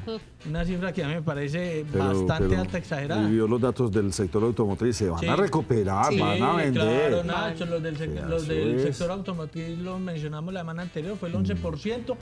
Y veníamos en un déficit Y se va a recuperar. y ahora tenemos un superávit del 2%. Ah, pero José, es Yo que... soy de los que pienso que en eso tiene mucho que ver la confianza que imprime el nuevo gobierno. No, y la confianza y eso, ya, a usted le entregan un carro cero intereses y páguelo en 4 años. O empiécelo a pagar en el 2020, 2021. Sí, no, sector por Dios, se dinámico. mueven a una velocidad. Lina Moreno. Bueno, le cuento que el municipio de San Carlos hace 16 meses, pues el puente que iba para Granada se cayó. Pues resulta que después de todo esto, después de este tiempo, después de los 16 meses, ahí lo tienen. El gobernador Qué bien. inauguró este nuevo puente el sábado pasado y adicional, pues obviamente le dio al municipio un contrato, le adjudicó un nuevo contrato para la pavimentación de la vía San Carlos Granada por un valor de 33.000 millones de pesos producto de regalías. Así que son muy buenas noticias porque acuérdense que eso pues impulsa la productividad, el progreso del municipio, la gente puede entrar y salir tranquilamente con sus productos y es muy buena noticia. A J. Pierdu me pregunta por qué no me han empezado en Colombia a utilizar los molinos de viento. Vea, los molinos de viento en Colombia no se pueden utilizar porque Colombia no es un país de brisa constante, o sea, hay por temporadas. Sí. Salvo en La Solamente Guajira, la Nacho. Guajira presenta este fenómeno de tener brisas constantes durante todo el año. Allá sí hay generadores eólicos. EPM. EPM. Y me pregunta por los paneles solares para producir energía. Qué tristeza, pero los impuestos, la carga impositiva no deja que este negocio se masifique mucho más en Colombia. De hecho, lo invito a que haga una cosa. Cotice una lamparita de esas de energía solar. Aquí en Colombia le vale 300, 400 mil pesos, una de buena potencia, así como estas que tenemos acá. Vaya y búsquelas en internet, en Amazon, o en cualquiera de estos, o en AliExpress, menos de la mitad. Una lamparita que aquí como estas, me impresiona el dato, vale 500 mil pesos una lamparita de estas. ¿Y afuera? No, comprada en China. Ah, y Y acá. adicionalmente No, acá aquí, cuánto? pues están. Y usted Ya. vaya a la compra, $30. Sí. Me decían Así pasa. en estos días que es que definitivamente ahí se volvió un lavadero de dinero impresionante. Parece ser que hay mucha plata del narcotráfico importando cosas de China, especialmente todas estas luminarias. Que de hecho el gobierno les metió una reglamentación importante y se las pasan. Nacho, pero si están lavando, entonces deberían llegar baratas acá al mercado nacional. No, sería lo lógico. Pues digo yo. José, Pues sí. no Hay sé. que hacerle reclamo a los lavadores. Eso quieren, Le Es doy los que datos están que me lavando dieron. y No. se quieren Están muy enriquecer. careros. ¿O será que hay mucho dinero acumulado para lavar? También. También. Puede ser. También, y el contrabando en este país, que también como iniciamos la charla, don Germán, lo hemos dicho, mejor dicho, hasta la saciedad. Ningún gobierno, ni este, esperemos que este de pronto le interese un poco, ni el anterior, ni los 16 años anteriores, nunca les ha importado. Aquí lo que importa es cuánta cocaína estamos mandando para afuera. Pero el resto de contrabando que nos estamos metiendo, aquí a nadie le importa. Y es mínimo lo que capturan las autoridades frente al contrabando que entra a este país, destruyendo industrias a diestra y siniestra. Pausa y volvemos con ustedes.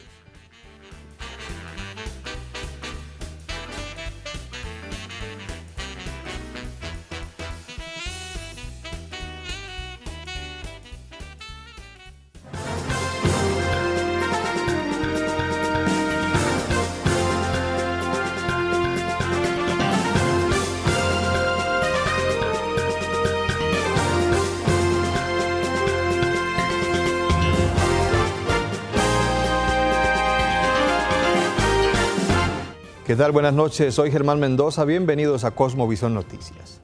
Las autoridades continúan en las investigaciones para tratar de establecer quiénes fueron los responsables del ataque a tiros contra un vehículo que transportaba 14 niños y varios adultos hacia un evento en el municipio de Remedios en Antioquia. En este hecho, una mujer perdió la vida y otra resultó herida. Las autoridades departamentales indicaron que continúan adelantando la investigación para tratar de establecer quiénes serían los responsables del ataque a un vehículo donde se transportaban 14 niños y 4 adultos que se dirigían hacia un partido de fútbol en el municipio de Remedios. Hechos en el que una mujer perdió la vida y otra resultó herida. Estamos trabajando con dos frentes, pensando en que por la injerencia que allí se desarrolla entre el Clan del Golfo y ELN, alguno de ellos pudo haber sido el autor, pero hasta el momento no tenemos esa información, todo es producto de investigación. La mujer de 25 años que allí perdió la vida fue identificada como Geraldine Echavarría Gallego, quien viajaba con sus 2 hijos. Al parecer allí hay una situación ya de problemas internos frente al conductor y a otros casos que posiblemente se pueden estar presentando allí. Las autoridades tratan de establecer si esta persona estaría relacionada con actos ilícitos o de microtráfico. Amarrado a un árbol, así fue encontrado el menor de 12 años de edad, quien permanecía secuestrado en zona rural de Marinilla desde el pasado miércoles. Los 2 captores que lo custodiaban se enfrentaron a tiros con las autoridades. Con una cinta en la boca y amarrado en un árbol permaneció durante 3 días el niño Gilder Ramírez Ríos, de 12 años, quien fue secuestrado por una banda de delincuencia común en la vereda La Peña del municipio de Marinilla, en el oriente de Antioquia. En el Peñol, en una vereda, se encuentra a este menor. Estos 2 bandidos se enfrentaron a la fuerza pública y es donde podemos dar a conocer de que liberamos a este niño. Sobre la 1 de la mañana, se le entrega a sus padres a este menor. Estos individuos exigían una suma de 100 millones de pesos. Estos maleantes lo tenían amarrado a un árbol. Estuvo en el día amarrado en este árbol, después lo ingresaron a una vivienda. Gilder fue trasladado a un centro asistencial de Medellín para su valoración. En el operativo fueron capturadas 2 personas que están a la espera de imputación de cargos y medida de aseguramiento por parte de la Fiscalía. Cayeron alias El Negro y alias Cachorro en operativos realizados por la Policía Antioquia en el municipio de Tarazá. A alias El Negro se le señala de haber lanzado una granada contra una vivienda en el municipio de Caucasia. En este hecho, un menor de 12 años perdió la vida. Y alias Cachorro se le acusa de cometer por lo menos 14 homicidios, entre ellos el de un líder sindical y un funcionario del IMPEC. En las últimas horas, las autoridades propinaron un nuevo golpe al Clan del Golfo y a los Caparrapos en la región del Bajo Cauca antioqueño.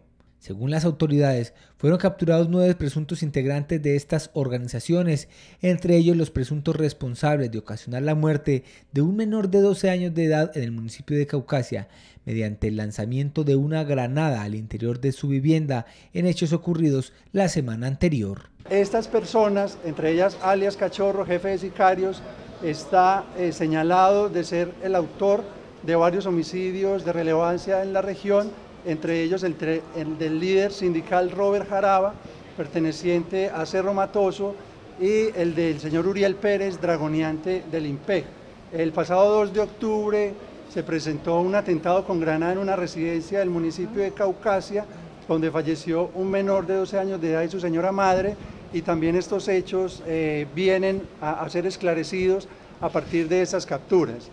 Alias Cachorro y El Negro hacen parte de la subestructura Virgilio Peralta Arena de los Caparrapos, al igual que Soldado, Traqui y Alex, quienes también fueron capturados. Estos 3 últimos en mención, encargados del transporte de armas de fuego y granadas para la ejecución de hechos delictivos. Las autoridades capturaron a un delincuente conocido con el alias de Garbanzo, señalado de haber participado en la muerte de 3 geólogos de la empresa minera Continental Gold en el municipio de Yarumal. Alias Garbanzo pertenecía a las disidencias del Frente 36 de las FARC. Fue capturado alias Garbanzo, señalado de ser uno de los presuntos responsables del asesinato de los geólogos Laura Flores, Camilo Tirado y Henry Martínez. El miembro de las disidencias del Frente 36 de las FARC fue capturado en San José de la Montaña, en el norte de Antioquia. Hemos logrado la captura del autor material del asesinato de nuestros 3 geólogos de la compañía Continental Gold en Ochalí, en el municipio de Yarumal. Fue puesto a disposición de las autoridades judiciales el bandido de alias Fernando o Garbanzo, cabecilla de la comisión que fue a Ochalí y asesinó a nuestros 3 geólogos. Él fue el que impartió la orden en el sitio de los hechos y a él le llegamos con el peso de la justicia, los organismos del Estado, y hoy está capturado y su medida fue intramural.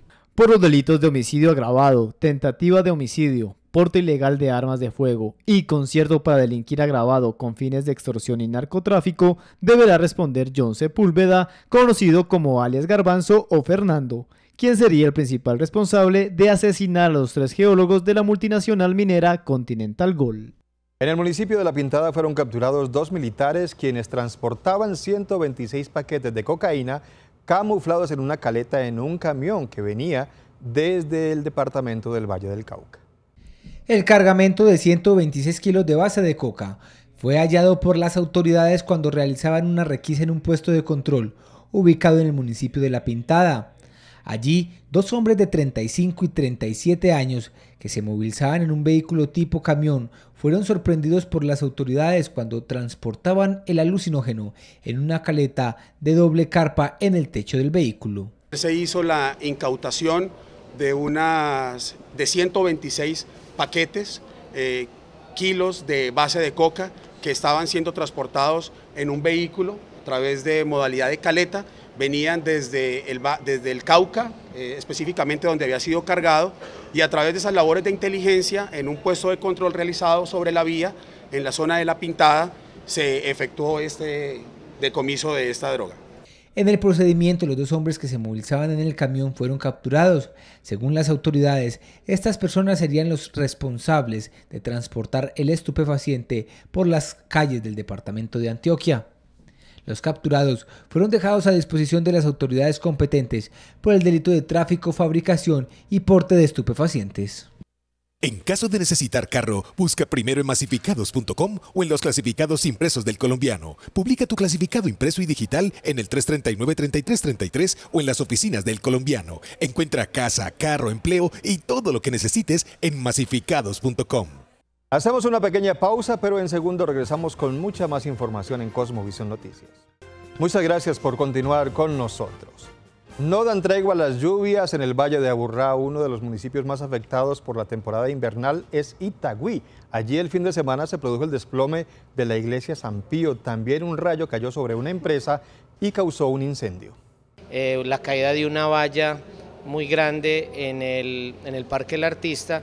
En estos momentos acabamos de expedir un concepto técnico para evitar que esa valla sea montada nuevamente porque no tenía las especificaciones técnicas de profundidad que necesitaba, entonces por lo tanto corre un riesgo inminente, entonces hasta que eso no se solucione no se va a poder. Tuvimos el inconveniente de la iglesia de San Pío que ya se conoce y adicional a eso, a las 3 de la tarde del día de ayer el CIATA nos reportó que en el municipio de Itagüí cayeron 40 descargas eléctricas. Una de ellas impactó sobre una fábrica de hilos en el sector de la autopista, produciendo un cortocircuito y se inició un incendio que se pudo atender muy rápidamente por el organismo de bomberos nuestro, con la ayuda de Envigado, Sabaneta y La Estrella que nos apoyaron. Se aplazó la audiencia pública que busca determinar el futuro del edificio Babilonia en Itagüí, afectado por problemas estructurales. Los constructores insisten en repotenciarlo, mientras que la administración municipal propone que este sea demolido.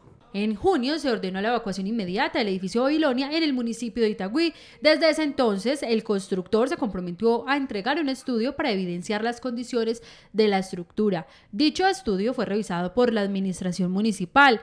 Hoy se llevó a cabo la audiencia donde ambas partes no se pusieron de acuerdo sobre el futuro de la edificación. Pues hemos venido agotando el procedimiento que la ley 1801 nos indica, que es un procedimiento para determinar el nivel de riesgo o amenaza de ruina del edificio Babilonia en las condiciones que se presenta. Es pertinente anunciarle a la comunidad en general que el día de hoy se desarrolló la audiencia y por motivos de legalidad en el procedimiento pues hubo necesidad de declarar la nulidad de la misma y convocar nuevamente. Efectivamente se tienen unos estudios ya presentados por parte del contratista que deben ser objeto de debate precisamente dentro del desarrollo de la audiencia y que con los mismos y luego de haber hecho el debate se tomará la determinación a que haya lugar respecto al edificio Babilonia. Se citó a otra audiencia, pero el constructor no podrá presentar un nuevo estudio sino defender su postura de potenciar el edificio bajo el informe definitivo. La oportunidad para hacer estudios tal cual la dio la administración municipal en el procedimiento administrativo ya feneció, ya él nos presentó unos estudios definitivos con unos profesionales de la ingeniería que lo suscribieron y con esos estudios presentados será que se desarrolla esta audiencia. Entenderán ustedes que el derecho de defensa también tiene un límite y el debido proceso tiene un límite. Ya le hemos brindado garantías al constructor en esta situación, ya nos presentó unos informes, entiende la administración municipal que son unos informes definitivos y sobre eso se hará el debate en audiencia. Solo restaría que tal vez esa instancia asesora de la administración municipal que deviene de la Superintendencia de Industria y Comercio, pues determine que haya la necesidad de hacer mayor profundidad en algún estudio o algo por el estilo y en ese orden de ideas se podría ordenar. Pero en el escenario actual ya tenemos los estudios presentados por el constructor. La fecha de la nueva audiencia será el 22 de octubre, donde se podría definir si se repotencia o se demuele dicha edificación. Los propietarios de los apartamentos del edificio Babilonia en Itagüí no están de acuerdo con que este sea repotenciado. Dicen los afectados que se sienten afectados en su buena fe y también responsabilizaron a la administración municipal por autorizar la construcción de esta edificación. Ellos dicen que se puede repotenciar, pero ellos no están teniendo en cuenta el problema que hay en el suelo, que son las aguas que pues, no se puede hacer nada. Si ellos repotencian eso, pues me imagino que en un futuro vuelve y se dé otro caso peor, porque es que el problema es del suelo. Pues yo en este momento preferiría que se demoliera el edificio y nos respondieran a todos los propietarios. Entonces, desde la primera instancia, ¿por qué autorizaron construir si el suelo no estaba apto? ¿Por qué autorizaron una ocupación si no había una legalidad? ¿Por qué el municipio autorizó que se hiciera esas viviendas sin haber cumplido todos los requisitos y los requerimientos del caso? Comenzaron las audiencias sobre el caso CDO y el edificio Continental Towers. A pesar de que la Superintendencia de Industria y Comercio ordenó que se le pagara a los afectados, los constructores no lo han hecho. Después de nosotros haber logrado a comienzos de 2016 que la Superintendencia de Industria y Comercio sancionara a CDO ordenándole el reembolso de nuestros dineros y de que ellos no cumplieron, empieza a caminar por fin nuestra gran esperanza para recuperar los dineros que invertimos en esos apartamentos y es la acción de grupo. Comenzaron las audiencias, esta semana se están escuchando testigos, la próxima semana a demandantes y esperamos que el juzgado 24 oral administrativo de Medellín pues sea el que nos permita de una vez por todas cerrar este capítulo y por supuesto alcanzar a recuperar esos dineros que nosotros invertimos en esos apartamentos que a todas luces no se pudieron habitar. Cerca de la mitad de los desempleados que hay en Colombia, es decir, el 49%, son jóvenes. Esta cifra duplica la media nacional.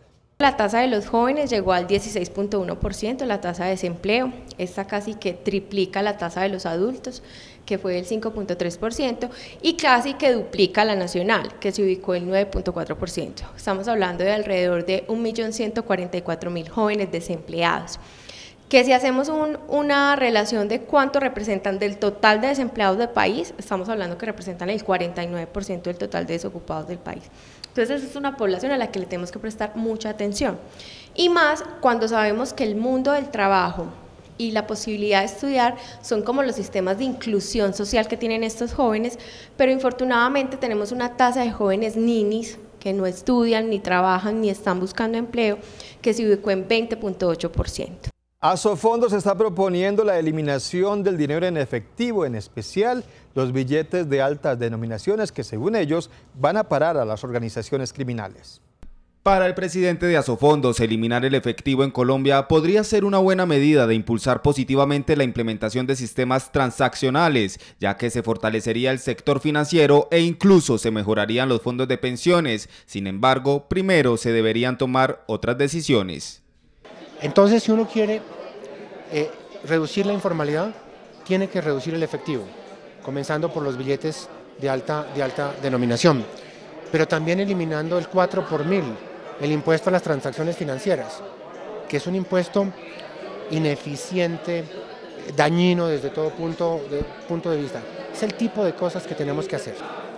Si la gente deja de usar el efectivo, tiene que usar sistemas transaccionales que dejan huella, ¿no?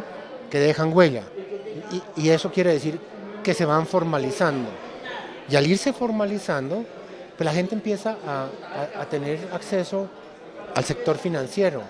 Otros países ya vienen tomando esta decisión con miras al desarrollo y también con la intención de poder acabar con la informalidad. Hay países muy parecidos a nosotros como la India, incluso Grecia, que están reduciendo el efectivo, ¿no?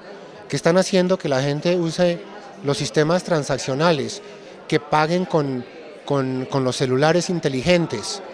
Están haciendo sistemas de identificación biométrica, porque cuando uno hace eso hay que hacer sistemas de identificación digital o biométrica, ¿no? Para poder pagar con celular.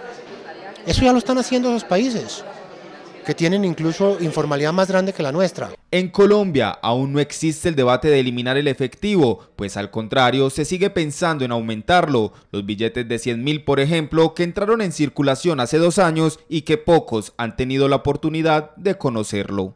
Y estas fueron las noticias. Gracias a todos ustedes por su compañía. Les deseamos una feliz noche.